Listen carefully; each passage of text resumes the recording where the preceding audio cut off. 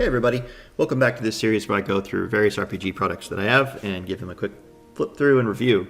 In this video I'm going to be going through two different RPGs that are very similar. They're the same system basically, but they're different settings with some differences in terms of rules and spell sets and things like that. But these two RPG sets, these two RPGs are from Flatland Games. Peter Williams is one of the main designers behind both of them. And it's Beyond the Wall and Other Adventures, and then I have Through Sunken Lands and Other Adventures. Basically, they're two, again, variations on the same system. The system is very simple. It's a mishmash of maybe like 3rd edition, 2nd edition D&D bits with some more new school additions. It's a sort of a blend of a bunch of different settings that we've seen before. A lot of very similar rules to other games. But the setting is really cool, and I think there are some touches that make each of these games, Beyond the Wall and Through Sunken Lands, worth looking at, worth checking out. So that's what I'll be doing in this one, is just going through it and showing. First of all, I'll do Beyond the Wall, which I think was the first one that they did. Beyond the Wall is essentially an RPG that's designed to tell kind of coming-of-age stories. That's the whole idea behind it. So it's inspired by the works of Ursula Le Guin, Susan Cooper, and Lloyd Alexander. I love Ursula Le Guin and Lloyd Alexander. I don't know Susan Cooper very well, but I know Lloyd Alexander, the Chronicles of Prydain was one of my favorite series growing up, and Ursula Le Guin, I mean, Wizard of Earthsea is just a classic in the fantasy genre, and so evocative and so creative and all these wonderful things. And this book is designed to try to mimic those kinds of stories, where you have young people who are starting to come of age, and it has some very distinct rules about character creation in session 0 that are designed to do that. Once you get past session 0, there are still a lot of interesting things, but it's really those first session 0 and early levels that it's designed to be really different and pretty unique, I think. And the art in the book is also really great. It's by a few different artists, and some of it's less to my tastes, but some of it is really good. And so what you get in this book is just the core rules. You get a sense of how to play it with advice on how to play this game. So the spell system, and then a bestiary, and then the character playbooks and scenario packs, which I'll talk about in a minute here. The core rules are what you've seen a lot. The basic system is a roll under system, which I'm reviewing a lot of roll under systems recently. I don't like them very much, but this one has a roll under system for the most part. It does the kind of confusing roll under for some things, but roll over for others, which I'm not a big fan of. But it is what it is. And the flavor of this game is, as I say, really well for. It works for any kind of fantasy story, but it works particularly well for coming of age, young adult fantasy literature. So if you're playing with kids or young adults, this is a great system. It's not childish, and I think that's what makes things like Lloyd Alexander and Ursula Le Guin's books so wonderful, is that they're for children, but they're not childish, right? They are very mature in a way, or they're sort of aimed at maturing children rather than and engaging with children on a very serious note rather than on a really silly note. And I think that very often when people make products for children, they make them silly and childish. This is more childlike and serious in tone, which I really like. You don't see things like that very often. Basic numbers, you get a class level, you get your ability scores. This is designed to tell you how to play an RPG if you've never played one before, which, again, how many people who are approaching this product have never played an RPG before? I don't know. Maybe a handful. But really, this whole bit is here just to kind of check it off the box. But the system is basically D&D classic. You have 6 ability scores, scoring on a range from 3 to 18 at level 1. Strength, Dex, Con, Intelligence, Wisdom, Charisma. You have alignment, law, chaos, and neutrality. Initiative is static. You have a base attack bonus based on your class. You get an armor class, which is ascending. You get hit points, basically as you level up, as you would expect. And you have saving throws, 5 saving throws, which is more old school than new school, but you get poison, breath, weapon, polymorph, spell, and magic item. And, different effects that are like that, like paralysis is a poison effect, that sort of thing. You get fortune points, which are basically inspiration, but you can use them for more things. You can use them to help out other people, or you can use them to cheat death, which is a mechanic. Again, it's to help, I think, keep people alive a bit more as this is a more story-based game, and it's definitely more for kids, and so it gives you a little bit more safety in that sense. Now, the game assumes that you're going to be doing something called a character playbook, and I'll talk about that more in a bit. Basically, it's like a package background, and it has a bunch of ways of creating your character and getting stats and skills that way. But you can just make your character normally, and that's standard 4d6, ignoring the lowest and adding the rest, and then you do that 6 times, and you assign them as you want. So, D&D 3rd edition, right there, straight up.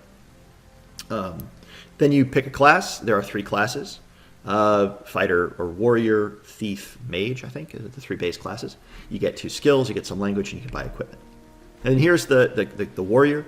You get hit dice, d10, you get initiative bonus of +1, any armor. You get weapon specialization, you get some knacks as you level up, and you have your base attack bonus goes up, you get your saves, you get better as you level up. Very standard. This is the entirety of the warrior page. This is the entirety of the rogue page, which is the same kind of idea, and this is the whole sense of the mage page, although the mage can get spells, obviously. And spells are really interesting. It's one of the ways that this game differentiates itself. So, very simple, basic classes. I like that a lot. You get a sense of the kinds of weapon you can buy and the kind of armor you can buy and how much it costs. I like that most of the money is done in copper and silver. Way better than using gold. Rich people only occasionally carry gold. Most people never see it. So I like that. In gold-based systems, it's kind of absurd.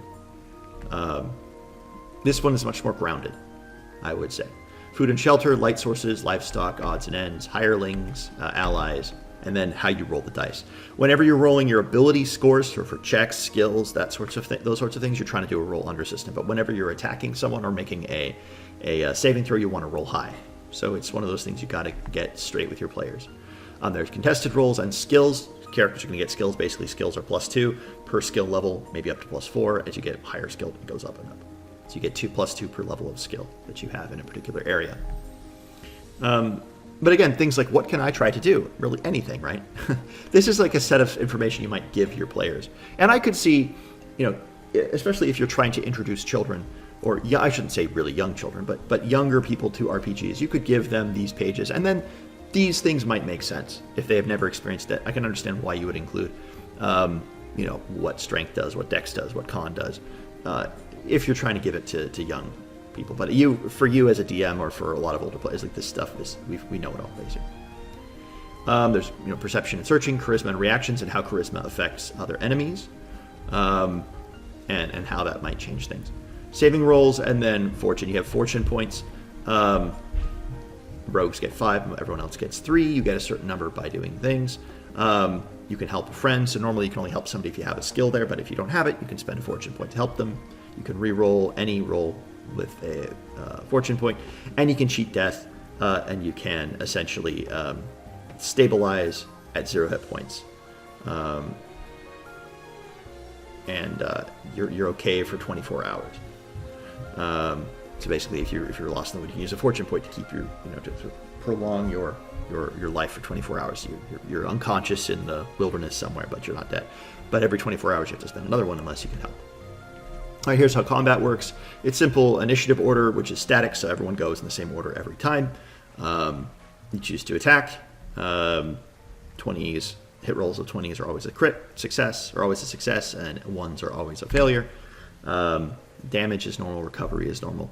It's hit points, you get to 0 hit points, you are unconscious, and then if you get to negative 10, you lose 1 hit point per round. And if you get to negative 10, you die, or if you get hit by somebody. You can stabilize people. And you only get 1 hit point back per full rest. And if you're being taken care of, you only get 2 points back. So this is old school in the way that damage works. It's much slower to recover. It's much more dangerous in that sense. True names is a big element of this game. If you get someone's true name, you get a bunch of bonuses against them. +5 bonus to all saves against their attacks, and spells +5 actions against the creature. If you give your true name to someone, and if you call out when you're helping, get an additional +1. And if you call the true name to someone who's healing, if you're healing someone, you call their true name, you get an additional point. So this is really cool. It's a mechanical benefit, and also there could be other things too. for where a true name might come up. But at least in these 4 ways, it's a really an effective thing to have. If you have someone's true name, you get +5 to hit it, +5 to save against its powers and effects. Really good. Really, really cool. So that could be a whole quest in and of itself, is to find the true name for a monster that's just past your power level to fight. But if you get its true name, you absolutely could. How you level up. And then spells. There are 3 kinds of spells in this system, and I really like it. Cantrips are the easiest. They're minor effects. You have to roll to cast them. But if you and you can cast them over and over and over and over. But when you fail them, you can choose either. You can choose to lose access to all magic until you've rested. You, the player, get to choose when you fail a casting. Or you can choose to keep access to your spells, but the cantrip goes wrong. And then the GM, can choose how that goes wrong. Which just says, the GM will determine how the spell goes wrong. It should be deleterious, it should be harmful, it should be inconvenient, whatever. It's going to be bad. But if you really need to, to keep that magic power, you can choose to have that go wrong instead. So those are cantrips. But then you get spells, and spells are simpler, more reliable. You can simply cast them, but you can only cast them a certain number of times, period. So basically, you can cast a number of spells equal to your level per day. So you get cantrips, which you can cast over and over and over. Spells equal to your level per day. So level 1 spell, you only get 1 spell. If you're level 1, you can cast 1 spell per day. Level 2, you can cast 2 spells per day, etc. And they have pretty powerful effects, like False Friend, which is the charm ability. It's 1 day per level, range near, and they do get a save against it. You can't cast it in combat, and if the target's being threatened when you cast it, you get a +5 to his save. But otherwise, he's not going to go to suicidal, not going to commit suicide for him, but you go to great lengths to please him, acts as trusted ally and friend. So it's a really, really powerful spell. Great, make a False Friend for a day, or at least a day, even that's at level 1. But that's your only spell for the day. So relative to the power of, say, Shadow Dark magic, it's much weaker. Although this doesn't have a level cap on the target, so you could charm the most powerful dragon in the world if it fails to save, especially if you know its true name. And then there are rituals, which are the most powerful kinds of magic, and they take a number of hours per level to cast. So you have to sit there. If you're casting an 8th level ritual, you have to sit there and cast it for 8 hours, and you can't be distracted or disrupted, but it has a very powerful effect. Like Gather Mists is a low level ritual. As you can see here, you create a billowing fog over a nearby area. The mist obscures all vision into the area within it. Those trapped in mist can barely see anything. Normal weather does not affect this witch fog. A mage wanting to cast this ritual must chant in the tongue of the wind and perform elaborate gestures for the hour it takes to cast it. Must burn incense while doing so. At the culmination of the ritual, he must swallow the tail feather of a bird of prey as he speaks the last words. So the rituals are very precise. They're really evocative. They involve the fiction of the world. You can't just cast a ritual and take 10 minutes and you're done. No. You have to gather the reagents for the more powerful rituals and dedicate the time, and it has to be worth the cast. You're going to attack a town, or you're trying to sneak into a town at night, or trying to sneak into a town where it's been taken over by bandits or something. Well, okay, I'm going to cast Gather Mists. In order to do so, we have to go catch a bird of prey, and I have to get its tail feather. And so, okay, we have to go up into the hills and catch the bird of prey, and then I have to take its tail feather, and then I have to cast the spell and swallow the feather while I'm casting it. It takes an hour to do so I can't be disrupted. Roll for a random encounter. It's a whole thing. I think this is really, really cool. So there's a whole list of these rituals at the end of the book, and this is one of I think the main draws of this system, is that it's super evocative. It super draws you in to the game itself, and to the setting, and to the world. Magic especially, because magic is one of those things, right, where if you do it wrong, it can just shatter the illusion of the world. If magic is just that's one of the reasons why I think Forgotten Realms, in my view, is a less than ideal system or world, because magic is just so common, and yet it's so mundane. Like Eberron, which is a really interesting world, at least magic is sort of regularized. It makes sense given the context of a high magic, high fantasy world would probably look something like Eberron in quote unquote real life. But Forgotten Realms doesn't seem like that at all. It's just kind of, at least the way that Wizards of the Coast has taken it, it's moved really into just kind of absurd levels of magic. And magic is just I don't even know. But magic done right can really reinforce realism in a setting. It can really reinforce the fantastical elements without alienating the sort of ordinary, mundane world. And I think that's what the magic in this system does. It makes magic fantastical, but grounded. And I think those are both really important things to do if you're trying to create a cool magic system. So this one does. So you get optional simplified saving throws. Instead of having 5 saving throws, you can do standard D&D 3rd edition saving throws of Fortitude, Reflex, and Will. I say 3rd edition because that's what I grew up with, so I think of it as 3rd edition. But it's from other games too. And you pick 1 that you're good at and 2 that you're bad at. Or rather, rogues have good reflex, mages have good will, warriors have good fortitude. Straight up. You can also have optional rules for dwarves, elves, and halflings. The base game doesn't have them, but optional rules, you can add those in. Multi-class characters. And then it tells you how to do that. And then there's a particular race as class, which is the Elven Highborn, which is sort of a mage, warrior, elf, and how that works. Now you get how to play. When these are the background stuff. So what do you do at the table?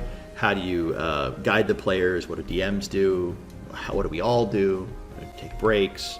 Here's how to build a village. Here's how to run the game.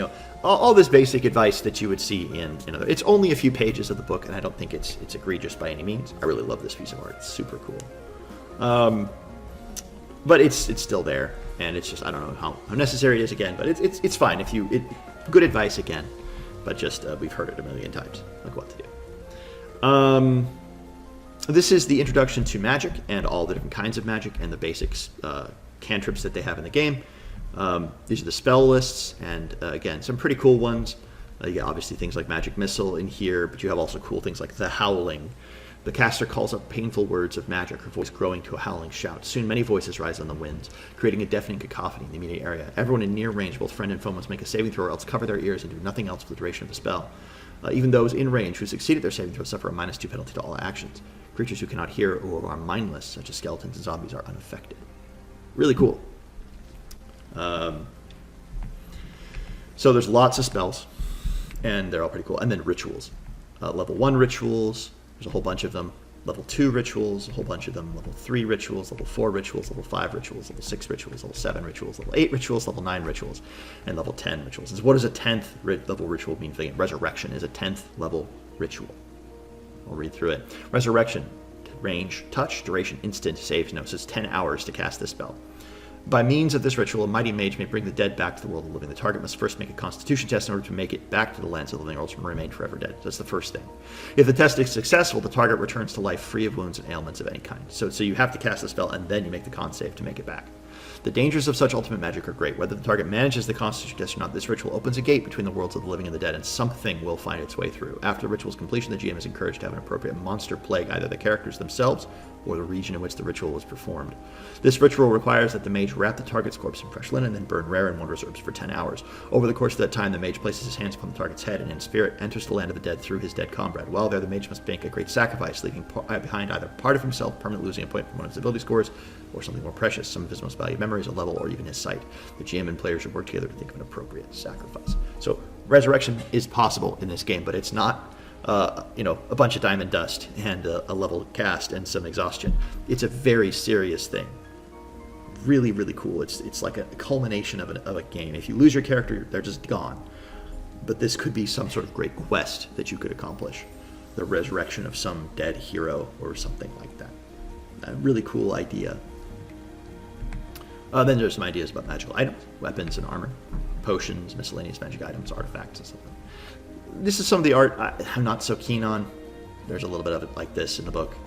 It's just not my favorite. I prefer things like this, which is much more old school and grounded. How monsters work. Hit dice and their saves relative to them. You get monsters. Now, one of the things I really like about this book is the way that the monster entries are done. So there's really easy monster entries. They're just a little paragraph. But then sometimes there are story hooks. And these are quests or things, questions more or less, questions and quests that relate to that particular monster. So Beastman. There are many types of beastly men who live in the wild places of the world, and a few who make their way to civilized lands. Their appearances vary wildly, some appearing as great lizard-headed brutes, and others as a crossbreed of many different beasts and men. And then you have the hit dice, AC, attack, alignment, XP, story hook, many beasts and men. 2 tribes of beastmen come into contact with the village. One is quite friendly and only want to share and trade stories. The other tribe, however, is extremely violent, begins launching raids on the village, taking what they please. Can the characters' neighbors tell one tribe from another? Can the heroes help drive off the wicked beastmen and make lasting ties with the good? It's kind of an interesting sort of quest with the sort of moral element to it as well. Lots of cool creatures of fear and flame. Really, really cool. Critters, demons, with particular demons, which also have an element here that for particular kinds of creatures, there's an actual, there are named creatures given. Go through the whole book, as you might expect, making demons, making dragons, making goblins. Character playbooks. Okay, now this is what makes this book in particular very, very interesting, is the character playbooks. So the way that this works is you pick, as a player, you pick an archetype, like an archetype that is from classic literature, right? The self-taught mage, or the untested thief, or the village hero, or the witch's apprentice. Again, things like that. And there's a whole bunch of them. I'm going to go back to the self-taught mage.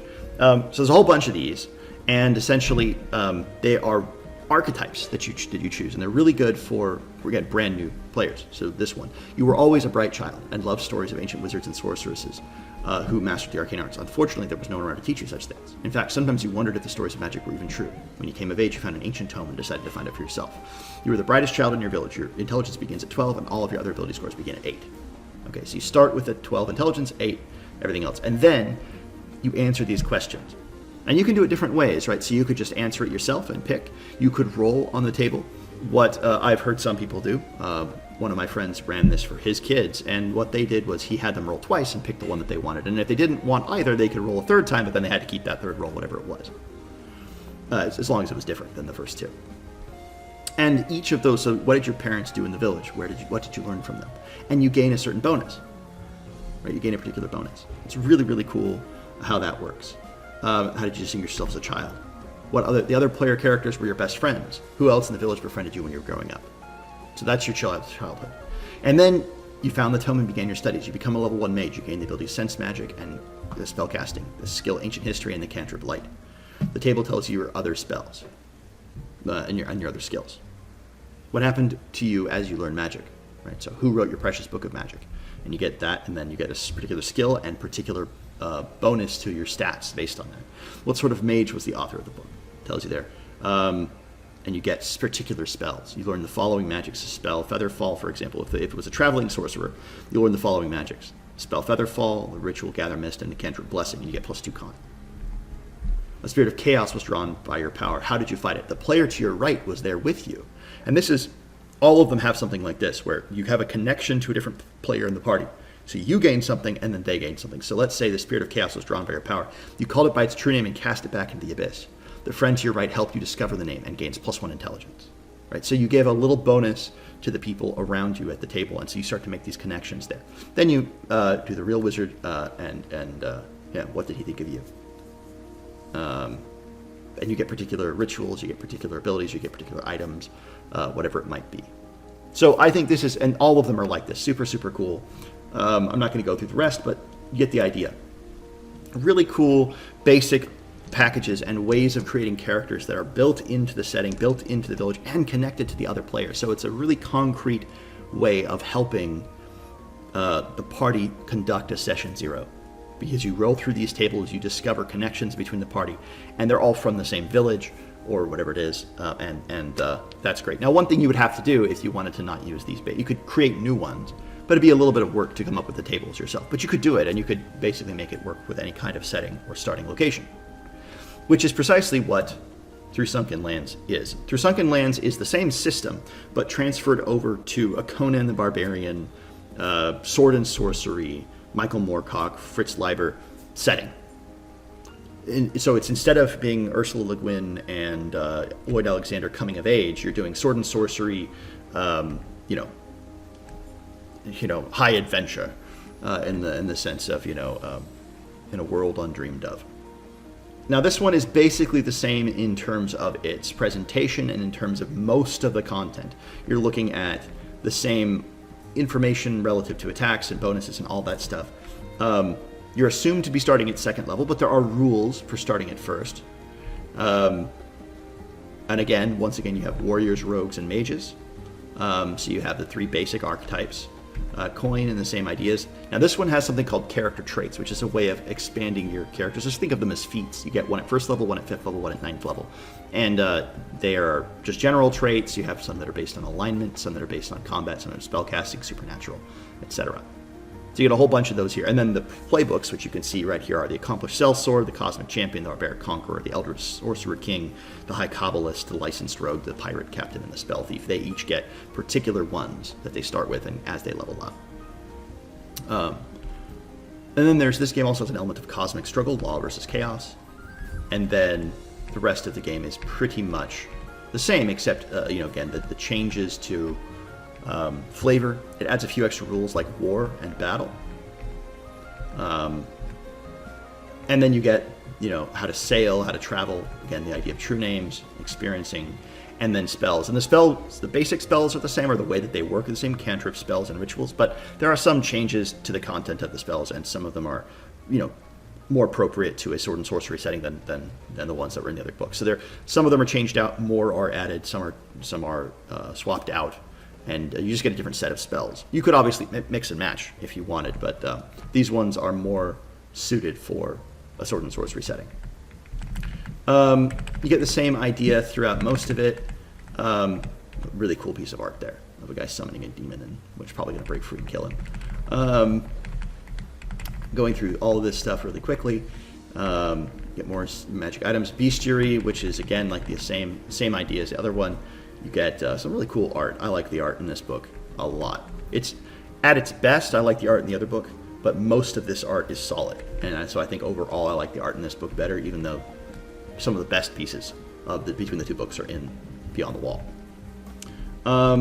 Get some really cool ideas.